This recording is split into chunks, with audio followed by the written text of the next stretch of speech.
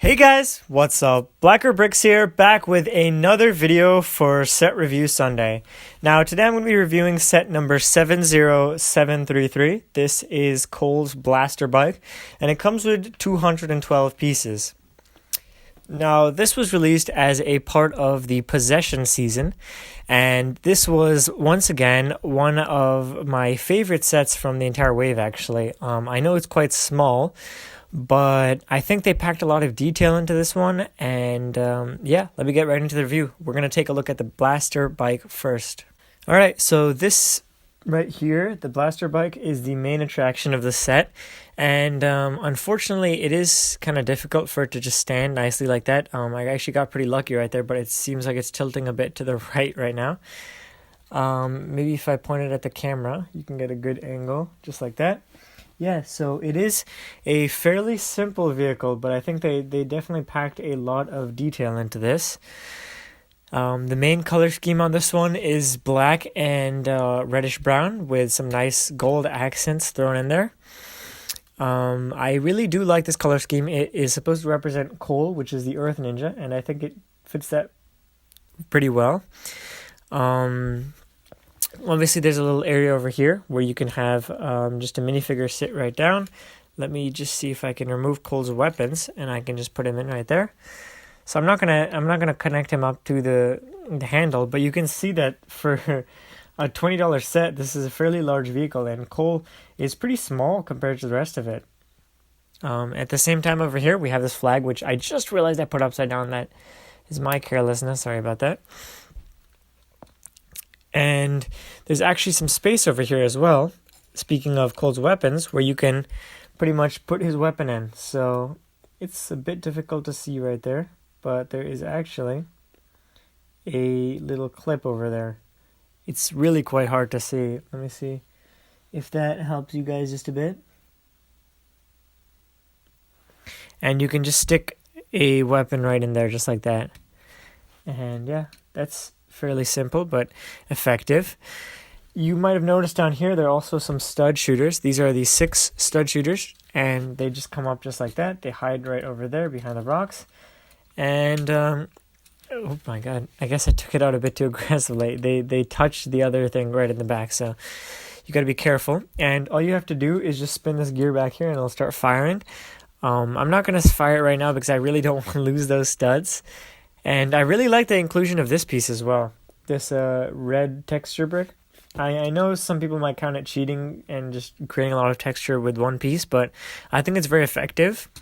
I also like some of these sharp elements used both in the front and the back, and this exhaust here is perfect. It's really well executed. The sloping goes really all around, and there's some fairly large pieces used for that. The tires are quite squishy, as most tires are. And just some standard wheels over there. The underside is nothing special, just a Technic base. So I'd say really that's honestly it for this Blaster Bike. As you can see, it's hard to stand up. Why don't we take a look at one of the Ghost Dragons now? Okay, so before we start looking at this dragon, I just wanted to mention that the Blaster Bike does come with these 4 extra studs. And those are obviously because these studs get lost so easily, so they don't want you to be too sad. Anyways, this is the dragon that comes with the set. It's supposed to be, I guess, Cowler's Ride. Cowler is the name of the ghost included in the set. And I actually think that they've used this exact, if not a very similar sort of build in quite a few of these Possession sets. So it's nothing too special, but I do appreciate how they fit in quite a bit of articulation even in such a small set. So we have the torso over here where the rider can sit, obviously. We have a tail, which is actually split into 2 parts. So we have this 1x2 plate with the bar on the end, and we can move that, and then we can move the tail separately. And then in the front, we have the head, which uses the claw piece as an eye, interestingly enough. And just some more spikes, and that is also double jointed, just like that. And finally, we have the wings, which use, I don't know the technical term, but I call them A plates because they're shaped like A and they're plates. Just those with a couple of slopes and some swords on top. Now, this is definitely not a very common color. I think you might call it yellowish green. It's definitely not spring green. or actually, you know what? It might be spring green. I think it's either spring green or yellowish green. Correct me in the comments if I am wrong. And I think this really captures that ghost vibe very well. That's one of the things I liked about the set, that we got these pieces in, we got colors in that, oh my god, I can't speak today. We got pieces in that color for the first time. So I appreciate that. The rider cowler also fits on quite well. And almost opposite to the blaster bike, he is fairly large compared to the dragon. The blaster bike dwarfs Cole, whereas this makes the dragon look fairly tiny. Regardless, I think there's a lot of expression that can be held in this dragon. You can have some cool flapping motions just like that. You can have him maybe just taking a nap or something, just like that. And I feel like it's fairly expressive for the small build that it is. So I would definitely rate this a solid 8-9 out of 10. So I apologize for the poor camera angle. Unfortunately, I am in a very strange situation right now, and it's kind of tough to capture the expressions on Cowler's face. But regardless, let's take a look at the minifigures. From left to right, we have Cowler, Cole, Screamer, and Screamer. So I guess they don't really have individual names. They're just all called Screamers. And I don't think this is the first time these pieces have been used. I think they were actually used in the Ghostbusters Firehouse for the first time. So Cowler himself comes with a hat and just a mask. And he has this interesting sword piece right over there. Cole actually comes with an arrow blade and a scythe. The Screamer on the left just seems to be screaming, and the one over here has a sausage in red. Now, I am going to remove the head coverings of these characters, as it is quite distracting, and hopefully, once those are removed, you will be able to take a better look at the figures underneath. Okay, so here's Cole and Cowler without their garb on. And I have to be honest, even though Cole is one of my favorite characters of all time, definitely my favorite Ninjago character, but in general, just one of my favorite fictional characters of all time, I'm going to have to give it to Cowler in this case. They did a fantastic job with these ghost figures.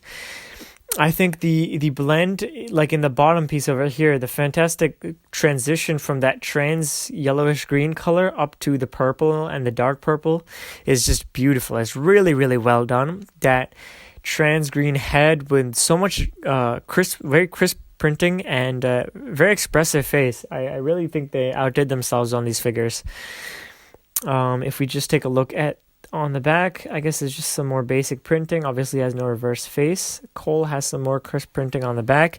And I might have honestly overshadowed Cole in this case, but I think these possession suits were definitely among their finest over the seasons as well. But that's it for the minifigures. So overall, I would definitely rate this set quite highly. I guess there is some sort of personal bias coming from the fact that I am a huge Ninjago fan, but regardlessly, I say from an objective standpoint that this set has a lot of value for a small set. I mean, I know kids will have a ton of fun rolling this on the ground. I think it is a very tough and durable set, I guess, in that sense, that it won't be destroyed or broken easily, so that's very good. I understand that the price to part ratio is nothing like crazy. This set I think came out in 2015 or 16, so there's nothing too different from how it is today, really.